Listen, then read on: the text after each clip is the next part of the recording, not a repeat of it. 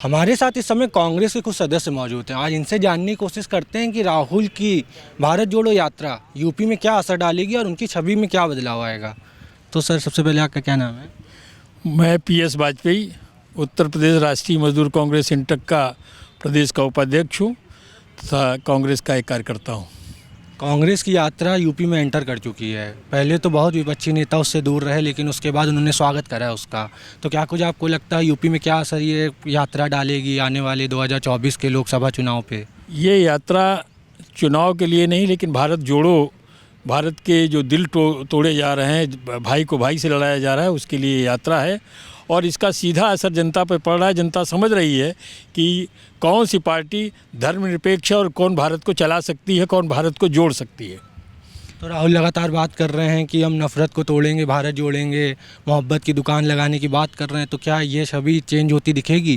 क्योंकि उनकी छवि को कहा जाता है कि उन्होंने बहुत नुकसान पहुंचाया, बहुत पैसा खर्च किया गया है। तो इस यात्रा से छवि को क्या रिपेयरमेंट मिलेगा, क्या हो सकता है? ये सब मिथ्या बातें थीं। जन सैलाब देख करके अथाह लाखों लोगों का जन समूह इस बात का प्रतीक है कि जो बातें फैलाई गई वो बिल्कुल शरारतपूर्ण थी। राहुल जी एक नई पीढ़ी के नए नेता बन करके उभर रहे हैं और देश उनके हाथों में सुरक्षित रहेगा। हमारे साथ एक और कांग्रेस के सदस्य मौजूद हैं, आइए उनसे बात करने की कोशिश करते हैं। जी, आपका क्या नाम है? शिरीष पांडे, पूर्व प्रवक्ता रहे हैं उत्तर प्रदेश कांग्रेस के। अगर कांग्रेस की बात करें तो जो पुरानी कांग्रेस थी और अब की स्थिति कांग्रेस की देखी जाए तो बहुत नीचे आ चुकी है। राहुल गांधी का ये हम सोशल एक्सपेरिमेंट कह सकते हैं कि वो एक तमिलनाडु से चलते हैं कन्याकुमारी के लिए भारत जोड़ने की बात करते हैं, लोगों से मिल रहे हैं। तो क्या इससे जो कांग्रेस नीचे डाउन हो चुकी है इस समय, वो क्या अब मारेगी, फिर कम बैक करेगी पार्टी अगले चुनाव 2024 के चुनाव में? नहीं, ऐसा बात कुछ नहीं है। कांग्रेस एक विचारधारा है और आज भी भारत की जनता जो है कांग्रेस के ऊपर विश्वास करती है। आप देखिए कि जो आज देश में माहौल है, जिस तरह से बीजेपी ने जनता के वोट लिए, ठीक उसके उल्टा काम हो रहा है। चाल चरित्र और इनके कहने में हमेशा विपरीत बातें हो रही हैं। आज आप देखिए कि जो देश भर में नफ़रत है, जो वोट लिए गए थे जनता के सुख समृद्धि के लिए, उसके लिए वोट लिए गए थे, लेकिन बीजेपी जो है वो केवल चंद पूंजीपतियों के ही काम आ रही है और जनता मर रही है। जनता बेरोजगारी से जूझ रही है, महंगाई से जूझ रही है, बेरोजगार है।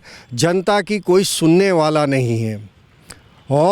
और ये जो विडंबना है जो कांग्रेस ने आज़ादी के समय में महात्मा गांधी ने जो आंदोलन चलाया था ब्रिटिश बरतानिया सरकार के खिलाफ, आज वो कांग्रेस को ज़रूरत महसूस हो रही है और देश की जनता ये समझ चुकी है कि बीजेपी को भगाना है।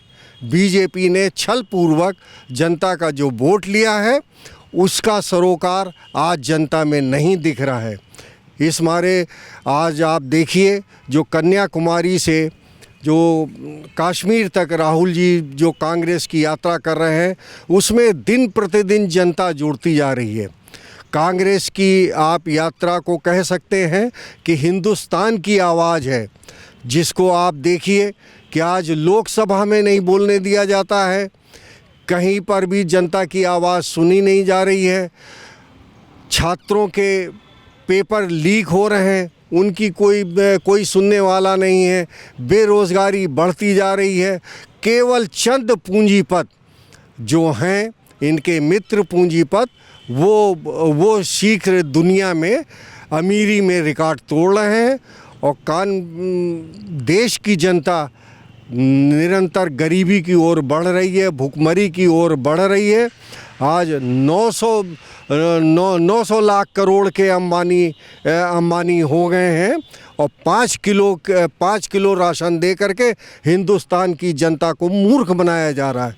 ये बात जनता समझ चुकी है अच्छी तरह से और आने वाले चुनाव में और राहुल जी की यात्रा में। आपने ये बता दिया कि किस चीज़ को लेके यात्रा, लगातार सवाल कांग्रेस की तरफ से भी उठाए जा रहे हैं, बेरोज़गारी को लेकर के। लेकिन अगर हम बात करें, डिप्टी सीएम ने तुरंत आकर प्रेस कॉन्फ्रेंस करी यात्रा के पहले दिन कि कोई असर नहीं दिख रहा है कांग्रेस की यात्रा का, वो केवल टहल रहे हैं, केवल 3 जिलों को छूते हुए उत्तर प्रदेश से जा रहे हैं, बीच उत्तर प्रदेश में नहीं आ रहे। तो किस तरीके उत्तर प्रदेश में कमबैक करेगी कांग्रेस अगर यात्रा केवल 3 जिलों से होकर जा रही है? राहुल गांधी अंदर नहीं आना चाह रहे उत्तर प्रदेश के।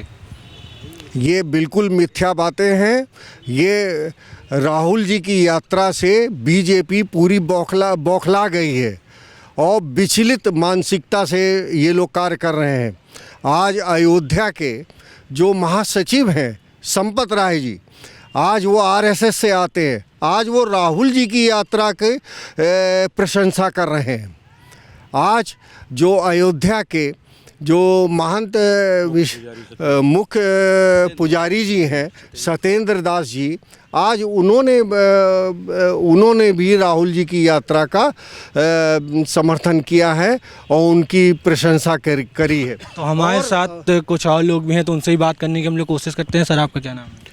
मेरा नाम अतहर नईम है और आज हम सब महात्मा गांधी जी की मूर्ति पर माल्यार्पण करने इसलिए आए थे कि राहुल गांधी जी जो उनके पद चिन्हों पर चल रहे हैं गांधी जी के, 111 दिन इस यात्रा को पूर्ण हो गए हैं और भारत की ऐतिहासिक स्थली पानीपत शामली के ऊंच गांव में है, जो सभी जानते हैं, सर्वविदित है कि वो विख्यात है।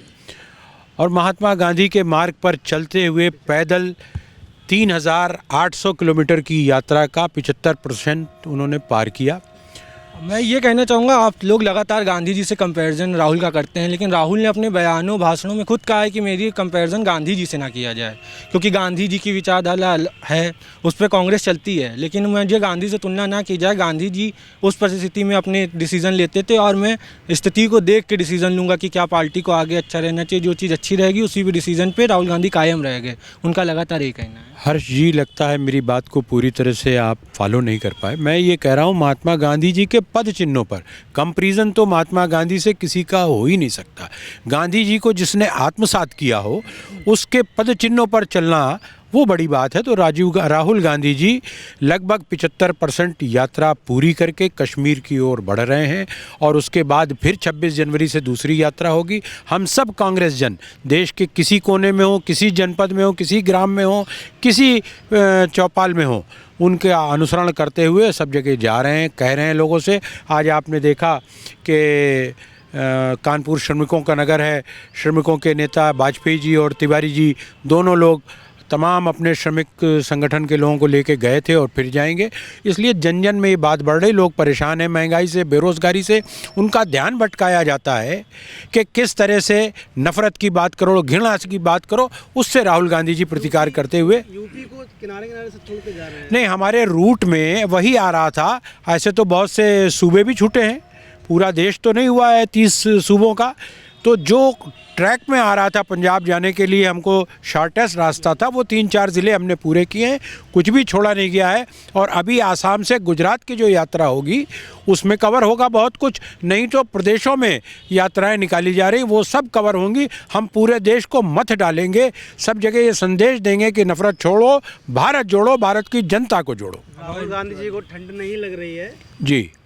प्रियंका जी ने भी इसमें कहा सत्य उनके साथ में है। जी, कैसे देखते हैं? निश्चित रूप से जब किसी के मन में आत्मिक शक्ति होती है, उत्साह होता है। महात्मा गांधी जी जब ब्रिटेन में पहुंचे थे साम्राज्य के बुलाने पर, तो वहाँ वो धोती और लंगोटी में थे, वो कोट पहने हुए थे, हैट और दस्ताने पहने हुए थे। सब ने आश्चर्यचकित होकर कहा। और आज गांधी जी के पद चिन्हों पर राहुल गांधी जी चल रहे हैं और गांधी जी के जो शत्रु थे, जो अंग्रेज शासक थे, उनके पद चिन्हों पर माफी वीर चल रहे हैं, उनके पद चिन्हों पर उनके मुखबिर चल रहे हैं, वो कपड़े पहने हुए हैं और इतराज़ कर रहे हैं। राहुल गांधी जी की आत्मीय शक्ति है और मैं तो आशीर्वाद मानता हूं अयोध्या जी के मुख्य पुजारी सत्येंद्र दास जी का, उनको प्रणाम करना चाहता हूं कि उन्होंने जो आशीर्वाद दिया राहुल गांधी जी को, ये संबल है, इसकी गर्मी है, जोश की गर्मी है, जनता में मिल रहे उत्साह की गर्मी है। वो क्या जाने भाजपा के लोग। तो और कुछ भी लोग ऐसा मौजूद हैं, उनसे बात करने की कोशिश करते हैं। विपक्ष के नेता लगातार, अगर उत्तर प्रदेश में बात करी जाए तो भारत जोड़ो से दूरी बनाए हुए हैं। आरजेडी ने स्वागत करा, लेकिन जयंत चौधरी खुद नहीं आए, अखिलेश यादव भी नहीं रहे, मायावती ने भी आने से इनकार कर दिया। ऐसा क्यों कि विपक्ष इस यात्रा से दूरी बना रही है उत्तर प्रदेश में?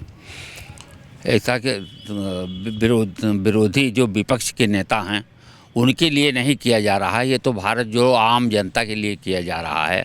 और राहुल जी से महात्मा गांधी जी जब चले हैं तो पूरा उनके पीछे कारवां चल गया है, उसी तरह से राहुल जी भी अकेले चले और उनके साथ में पूरा एक हजूम निकल पड़ा है। तो ये इमैटेरियल है कि विपक्ष के नेता के ही बल पे थोड़े हो रहा है कोई, ये तो आम जनता के लिए हो रहा है।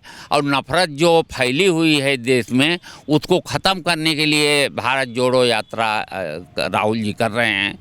जिस तरह से मौका पड़ने पे महात्मा गांधी जी ने किया था, कंपेयर उनका अनुसरण किया जा रहा है राहुल जी के द्वारा।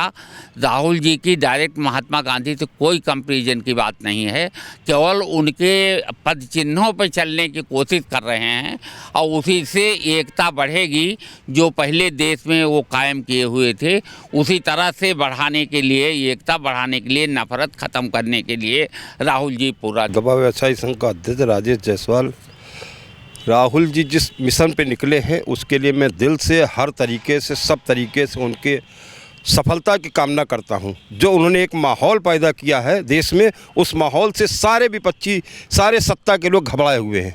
उसके लिए तरह तरह के विवाद, तरह तरह की बातें पैदा की जा रही, कहीं शर्ट को लेके।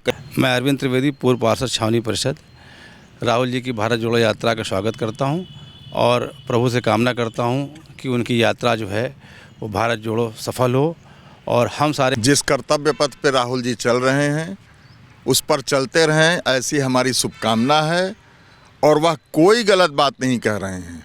इन डपोर संखी लोगों ने जो सत्ता पर आज काबिज हैं, सन 14 में कहा था कि 15 लाख देंगे, 2 करोड़ लोगों को रोज़गार देंगे। अगर आज कांग्रेस के हमारे नेता श्री राहुल गांधी जी ये कहते हैं कि बेरोज़गारी है, महंगाई है, तो झूठ क्या है?